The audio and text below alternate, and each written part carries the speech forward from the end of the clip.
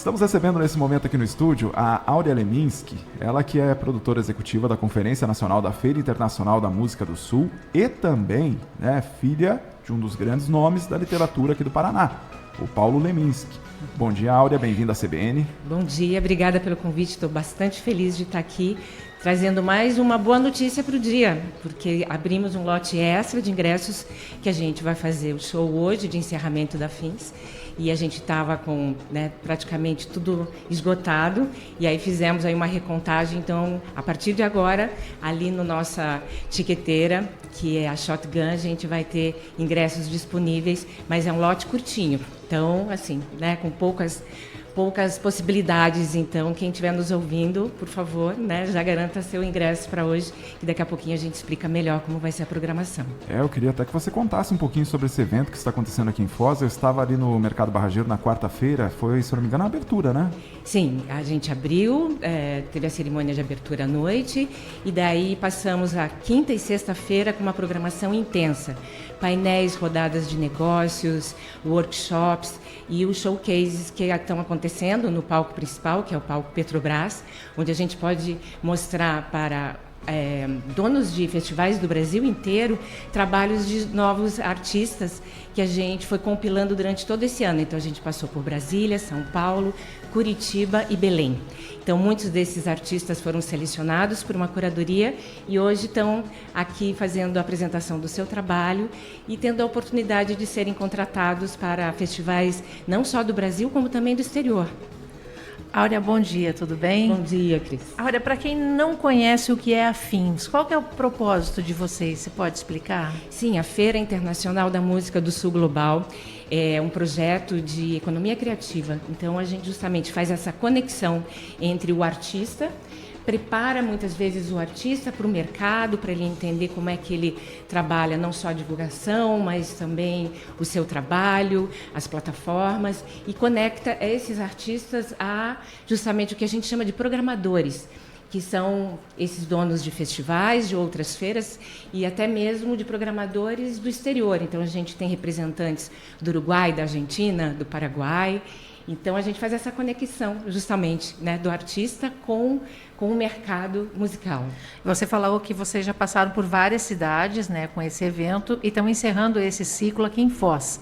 Por que Foz do Iguaçu e o que representa o encerramento aqui na fronteira para vocês? Então, a FINS, ela é uma feira que acontece em Curitiba, Estamos sediados em Curitiba, é um projeto idealizado pelo Theo Ruiz. Há 9 anos a gente tem a feira, e aí este ano, como a gente teve patrocínio da Petrobras, pudemos levar a nossa feira para 4 regiões do país, justamente para ter este olhar sobre a arte musical de outras regiões, para poder estar aqui agora em Foz do Iguaçu, que para a gente é muito importante, justamente porque nos conecta não só dentro do próprio estado que a FINS está representada, e representando, mas para a gente ter essa conexão não só com o estado, o Paraná, mas também o Brasil e a fronteira, que tanto nos faz muito tempo que a gente vem com essa conexão muito forte. E hoje, inclusive, dentro da programação, a gente vai ter, iniciando o dia, 5h30 da tarde, uma artista que veio de Moçambique. Então, a nossa ideia é justamente cada vez ampliar mais essa capacidade de conexão com as fronteiras e encurtar, deixar cada vez mais essa geografia musical possível. Em Moçambique, eu vou ressaltar aqui, é um país africano que fala português e muitas vezes a gente esquece, de que existe todo esse universo que fala a mesma língua que a gente lá em outro continente, mas que muitas vezes é bem próximo aqui da nossa realidade. O pessoal de Moçambique conhece a cultura brasileira, consome música brasileira, e é uma oportunidade, então, para a gente conhecer um pouquinho desse trabalho desses irmãos lá do outro lado do Atlântico, Sim. Do Atlântico e do Índico também, Estão virados para o outro lado lá, A nossa intenção é justamente ampliar cada vez mais todas essas conexões, mas o nosso foco principal é justamente ter a representatividade da música de Curitiba, do Paraná, para o Brasil e para o mundo. Mas, assim, esse nosso diálogo continua. E a gente hoje também vai ter oportunidade, na sequência da programação, a gente vai ter Lemins Canções, que é um projeto idealizado pela minha irmã, Estrela Ruiz Leminski, que ela fez uma pesquisa aprofundada de toda a obra musical do nosso pai. E ela já está indo para o segundo volume. Então, hoje a gente vai ter o show Lemis Canções, às 8 horas da noite, com um patrocínio especial desta atividade da CETU, da Secretaria de Estado de Turismo do Paraná. E encerramos, então, às 9h30 da noite, com os Gilsons, que é uma banda, um trio formado pelo filho do Gilberto Gil e 2 netos do Gilberto Gil. Então, assim, vai ser um momento bastante importante, porque a gente tem sempre essa intenção de, quando a gente finaliza, então hoje aqui a gente está tendo a Conferência Nacional, então a gente finaliza sempre com um grande show nacional, enfim, com um nome tão representativo da música e da poesia e da arte brasileira. Eu até vou pegar o gancho também, porque assim, a gente sabe que a audiência do rádio é rotativa, então muitas vezes a pessoa acaba trocando de emissora, então não vamos perder essa oportunidade. Você já passou aqui a programação da noite de hoje. Como que faz para adquirir esse novo lote de ingressos aí, quem tem interesse? Então, tem que entrar na etiqueteira Shotgun, aí já vai encontrar ou digita o evento Fins, e aí já vai localizar e os ingressos estão disponíveis a partir de agora. Uma coisa que é bastante importante avisar é que como é gratuito, está sujeito à lotação. Então, se a gente tiver uma procura muito grande ali, perto da hora do show dos Gilson, e aí, por questão de segurança, a gente perceber que não é mais possível entrar ninguém, infelizmente, mesmo tendo retirado o ingresso, a gente não vai poder permitir a entrada. Então, Ingresso qual que é a dica? né? Chegue bem cedo. Chegue antes das 5h30, porque o mercado está lindo. Hoje o dia também está muito favorável. Ajudou, né? Muito, nossa, salvou. O Theo ia vir ontem dar entrevista para a gente, vocês tiveram um problema com o palco, porque não é só no Barrageiro que estava tendo o evento, né? Também tinha na Unila e no outro espaço. Sesc também. E hoje é tudo no Barrageiro? Hoje a gente vai ter uma atividade, mas ela é focada para os artistas que já se inscreveram, que já se credenciaram, então justamente eles vão fazer o que a gente chama de pitch e rodada de negócios, que eles apresentam o seu trabalho justamente para esses compradores musicais. Mas esse é um evento que vai acontecer no campus de integração da Unila durante o período da tarde, mas ele é bastante focado, direcionado. Mas para o público em geral, a partir das 5h30 da tarde, vamos ter então essa artista de Moçambique, a Tamires. Na sequência a gente vai ter a Caê Guajajara, às 6h30, daí Lemis Canções às 8h e os Gilsons às 9h30. Lembrando que é de graça, mas é preciso fazer a inscrição no site, né? Tem que retirar o ingresso no site e tem que chegar cedo para garantir lugar. Lemis Canções, né? Assim, diz tudo, né? A obra do Leminski musicada. Recentemente eu vi, inclusive, que um artista lá de Porto Alegre, o Vitor Ramil, ele produziu um álbum com canções, né? Com letras do Paulo Leminski. O que ele disse, basicamente, quando ele fez o lançamento, foi que foi muito fácil fazer o trabalho, que ele começou a ler, né, as poesias e já percebeu que aquilo era música. E é isso mesmo? O que você avalia, né, do trabalho do seu pai?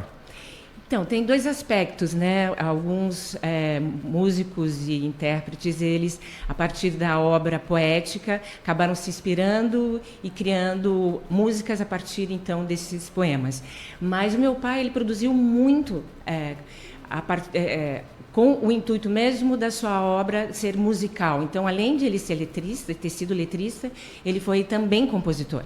Mas, por não ter sido, talvez, intérprete da sua própria obra, acabou não ficando tão evidente, tão conhecido do grande público este lado dele, né? Essa faceta do músico. Mas ele produziu muito. Para vocês terem ideia assim, desse universo, a minha irmã fez, então, essa pesquisa e ela identificou pelo menos 110 músicas, entre músicas que foram letra e música do meu pai ou músicas que foram parcerias. Então, é um lado muito forte mesmo. Eu acho que, então, digamos que assim, a música realmente esteve tão próxima e foi tão importante na vida, na carreira artística dele, quanto a própria literatura. Então, a própria Pedreira Paulo Leminski, que leva esse nome, porque a Pedreira Paulo Leminski, né, que está em Curitiba, é um espaço por excelência da música e leva o nome dele como homenagem. Então, é justamente isso, assim, é um viés muito forte da obra de Paulo Leminski do lado musical. E o Lemis Canções é esse projeto que a minha irmã faz, então, são músicas que já foram gravadas há muito tempo, mas que a minha irmã deu uma nova roupagem, um novo arranjo, convidou pessoas muito importantes que ou foram parceiras dele ou se inspiraram na obra. Então, teve Lemis Canções 1, que teve participação especial de Arnaldo Antunes, Zélia Duncan, Chico César, Zé Cabaleiro. E agora, a partir do Lemis Canções 2, a gente já está fazendo, então, esse mapeamento de novos nomes que devem entrar nesse projeto, que é para a gente expandir. Então, o primeiro projeto foram 25 músicas, e a gente deve fazer mais 13 músicas no Lemis Canções 2.